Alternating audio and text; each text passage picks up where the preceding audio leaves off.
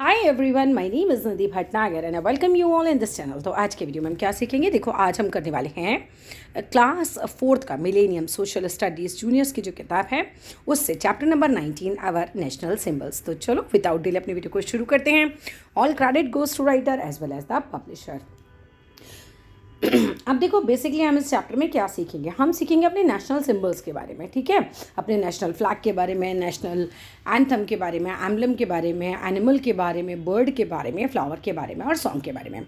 Mostly इस chapter से MCQ, fill in the blanks या वेरी शॉर्ट क्वेश्चन आने की संभावना ज़्यादा रहती है, ठीक है। बाकी तो देखो टीचर टू टीचर है, वो कैसे भी क्वेश्चन आपको दे सकती हैं, बट मोस्टली इस चैप्टर से इसी टाइप के क्वेश्चन आते हैं। National symbols represent the country and generate a feeling of unity. जो हमारे नेशनल सिंबल्स होते हैं ना, वो रिप्रेजेंट करते हैं हमारी कंट्री को, हमारे देश को, और जनरेट क्या करते हैं लोगों के अंदर, फीलिंग ऑफ यूनिटी यानी एकता की भावना। The national flag, national emblem, national anthem, national animal, national bird और national flower are our national symbols. ये सब जो हैं हमारे प्रतीक हैं, है ना, राष्ट्रीय प्रतीक है। नेशनल सिंबल्स मीन्स राष्ट्रीय प्रतीक। Our country has also adopted some symbols, हमारे देश ने भी कुछ सिम्बल्स को अडॉप्ट किया, which reflects its freedom and unity, जो रिफ्लेक्ट करते हैं स्वतंत्रता को और उसकी एकता को। The people of India must respect these national symbols.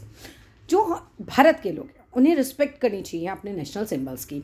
This is how we show respect to our country, and यही तरीका है कि हम किस तरीके से अपने देश के प्रति रिस्पेक्ट को शो कर सकते हैं।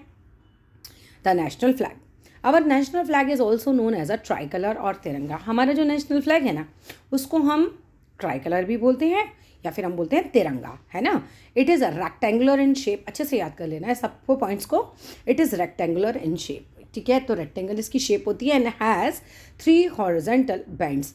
अब 3 हॉरिजॉन्टल इसके अंदर बैंड्स होते हैं, इसी तरीके से रेक्टेंगल शेप होती है ना, और 3 हॉरिजॉन्टल इसके अंदर बैंड्स होते हैं इस तरीके से, और बीच में क्या होता है आपका चक्र होता है, ऐसे करके ऐसे।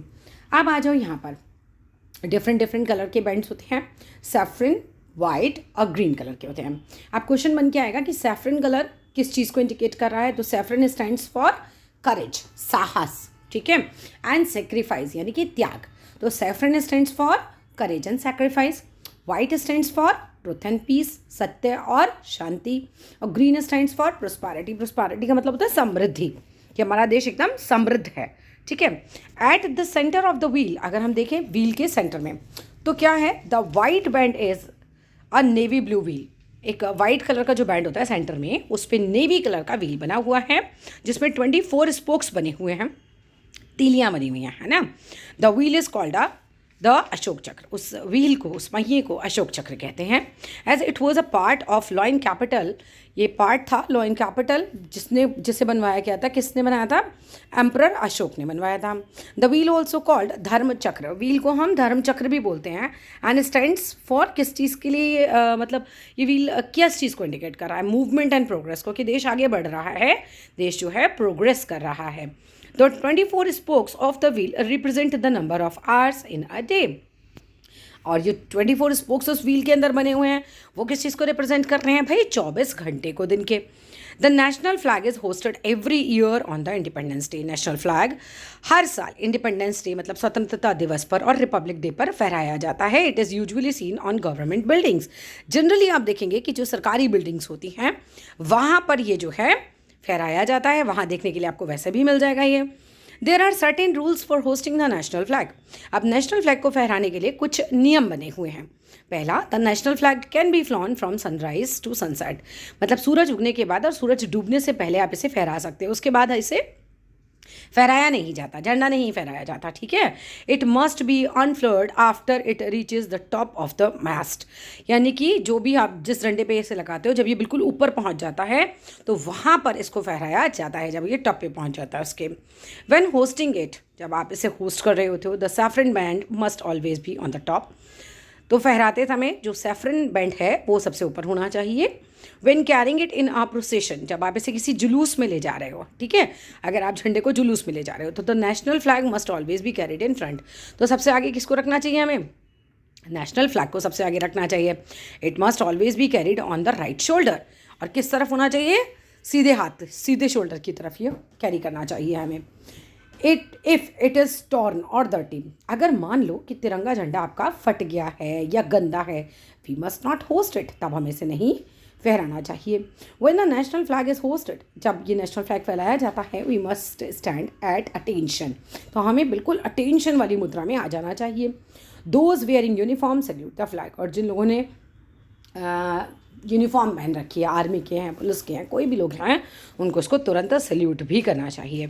नेशनल एम्बलम की बात करी जाए तो the national emblem is seen on all government documents, जितने भी सरकारी डॉक्यूमेंट्स होते हैं, सरकारी कॉइन होते हैं, हमारी करेंसी नोट्स होते हैं, हमारे सरकारी लेटर्स होते हैं और सरकारी एनवलप्स होते हैं, सब पर ये देखा जा सकता है।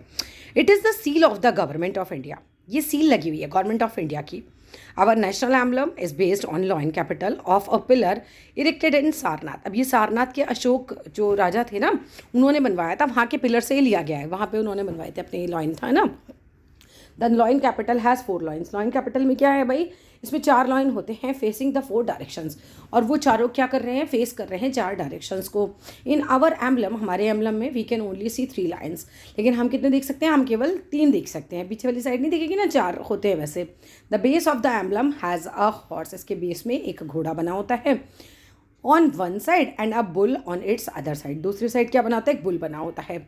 There is a wheel between the bull and the horse, एक बीच में व्हील बना होता है, पहिया बना होता है बुल के और हॉर्स के बीच में। This wheel is the same Ashok chakra seen in our national flag, ये व्हील बिल्कुल सेम ही होता है जैसा आपने अशोक चक्र में देखा होगा इन आवर नेशनल फ्लैग, हमारे नेशनल फ्लैग के। नेक्स्ट देखो, the phrase Satyameva Jayate is written below the wheel, अब इस पहिए के नीचे लिखा होता है सत्य की विजय होगी। It means truth alone Trump's, मतलब अकेला सत्य ही जो है वो जीतता है, झूठ की कभी विजय नहीं होती, इसका मतलब है ना, तो अकेला सत्य ही जो है हमेशा जीतता है। The line stands for power and courage, जो लाइन है इसमें वो पावर यानी कि शक्ति का प्रतीक है, करेज साहस का प्रतीक है। The horse stands for energy, horse किस चीज़ का प्रतीक है, एनर्जी का, ऊर्जा का, घोड़े में बहुत एनर्जी होती है एंड स्पीड होती है। While the bull is a symbol of hard work, bull बहुत हार्ड वर्क करता है, इसलिए बुल किसका प्रतीक हो गया, हार्ड वर्क का। द नेशनल एंथम की बात की जाए तो अवर नेशनल एंथम जन गण मन was composed bye Rabindranath Tagore, हमारे नेशनल एंथम को किसने लिखा था भाई, किसने कंपोज किया था, रविंद्रनाथ टैगोर जी ने। It was written in praise of our beautiful motherland, तो हमारी खूबसूरत धरती की जो कह सकते हैं तारीफ में ये लिखा गया था।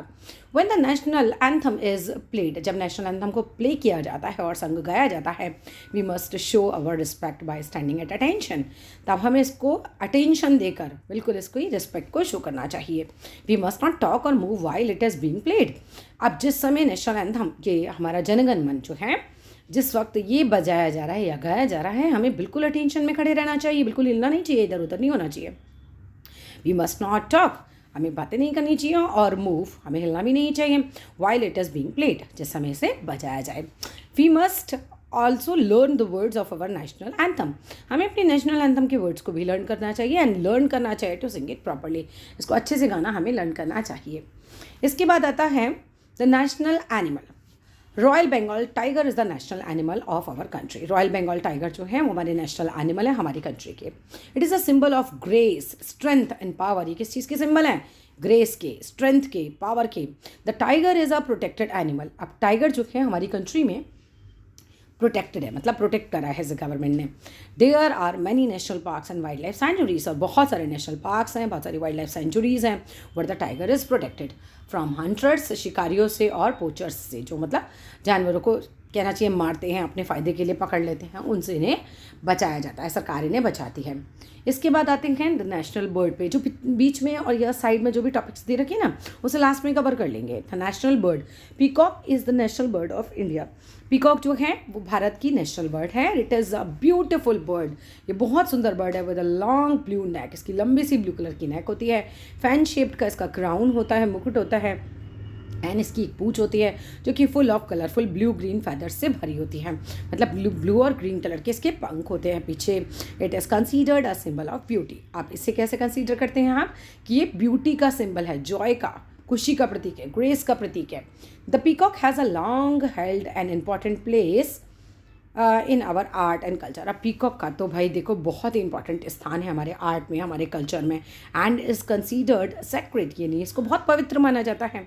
It is illegal to hunt और kill peacocks in India.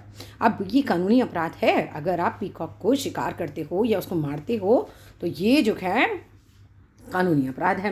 The national flowers की बात की जाए तो lotus is the national flower of India. Lotus जो है वो हमारा नेशनल फ्लावर है, राष्ट्रीय फूल है। It grows in shallow muddy water. ये कहाँ उगता है? जहाँ उथला सा पानी होता है, मडी मिट्टी वाला पॉन्ड भी हो सकता है, लेक्स में हो सकता है। And it is a symbol of truth. ये सच्चाई का प्रतीक है। नॉलेज यानी ज्ञान का प्रतीक है। एंड वेल्थ यानी पैसे का भी प्रतीक है। लाइक द पीकॉक, पीकॉक की ही तरह it is widely used as a symbol in our art and culture. तो ये भी हमारे आर्ट और कल्चर में खूब इसका प्रयोग किया जाता है। द नेशनल सॉन्ग की बात करें तो Vande Mataram is the national song of India. Vande Mataram India का नेशनल सॉन्ग है and it was composed by Bankim Chandra Chatterjee. इसको कंपोज किसने किया था? बंकिम चंद्र चटर्जी जी ने। इट वॉज फर्स्ट संग एट अ पॉलिटिकल मीटिंग। सबसे पहली बार एक पॉलिटिकल मीटिंग में गाया गया था इन 1896 में। इंपॉर्टेंट पॉइंट है। And played an important part in our freedom struggle. और ये हमारे फ्रीडम स्ट्रगल में बहुत ही इंपॉर्टेंट रोल अदा करता है। अब आ जाओ, जितने पॉइंट हमने साइड से छोड़े हैं, ठीक है, चैप्टर तो हो गया है यहाँ पे फिनिश, लेकिन अभी कुछ पॉइंट्स बचे हैं। अब जैसे पिक्चर आ सकती है तुम्हारी, ये क्या है? जैसे the national symbols represent the country, तो ये लाल किले की पिक्चर है। इसके ऊपर देखो तिरंगा झंडा फहराया हुआ दिखा रखा है तुम्हें। इसके बाद ये देखिए चक्र दिखा रखा है नेशनल फ्लैग में बना हुआ अशोक चक्र। इसके बाद क्या है? National flag is hosted at the right fort on independence day. Independence day पर हमारा झंडा फहराया जाता है। The evening ceremony eight Wagah border, जो कि इंडिया और पाकिस्तान का बॉर्डर है, नियर अमृतसर है, बहुत पॉपुलर है। The Indian flag is respectfully lower, नीचे उतारा जाता है, फोल्ड किया जाता है एंड स्टोर किया जाता है फॉर द नाइट, रात के लिए, मतलब रात में इसको नहीं फहराते। This colourful parade is attended every day. हर रोज़ जो होते हैं हंड्रेड्स ऑफ पीपल यहाँ पर आते हैं from both the countries, Hindustan से भी पाकिस्तान से भी। अब in times of national mourning, like किसी की डेथ हो जाए सीनियर गवर्नमेंट ऑफिशियल की, या फिर किसी, तब उस समय हम कह सकते हैं कि the national flag is flown at half must, मतलब आधे झंडे तक ही लेकर जाएंगे, बस उतना ही फहराते हैं। This means that the flag is flying at a position not at the top of the pole. Generally तो आपको टॉप ऑफ द पोल पे फैलाते हैं, लेकिन अगर कोई बहुत बड़ा राष्ट्रपति, प्रधानमंत्री, इस तरह का किसी की डेथ हो जाए ना, इतने बड़े गवर्नमेंट ऑफिसर की, तो फिर इसको मध्य में ही फैलाया जाता है उसके, बट लोअर, है ना, अपनी टॉप पोजीशन से लोअर में। ये नेशनल एम्बलम की पिक आपको दिखा रखी है, और ये इनकी चित्र बहुत अच्छे से पहचान लीजिए बिकॉज इनका आ जाता है। रविंद्रनाथ टैगोर जी हैं, इन्होंने ही हमारा नेशनल एंथम जनगण मन लिखा था। The national anthem playing time is approximately 52 seconds. Again important point है, छोटे छोटे क्वेश्चन बहुत इंपॉर्टेंट है यहाँ पे। नेशनल एनिमल की बात करूँ तो रॉयल बंगाल टाइगर है हमारा नेशनल एनिमल, और बर्ड नेशनल पीकॉक दिखा रखी है। लोटस हमारा फ्लावर नेशनल फ्लावर दिखा रखा है। ये बंकिम चंद्र चटर्जी जी हैं, तस्वीर आ सकती है। Another popular song associated with the national Indian freedom strugglers, Saare Jahan Se Achha, penned by the famous poet Iqbal ने ये लिखा था। और that's all in this video. Video अच्छा लगे तो लाइक कर देना, शेयर कर देना, सब्सक्राइब कर देना। Thank you.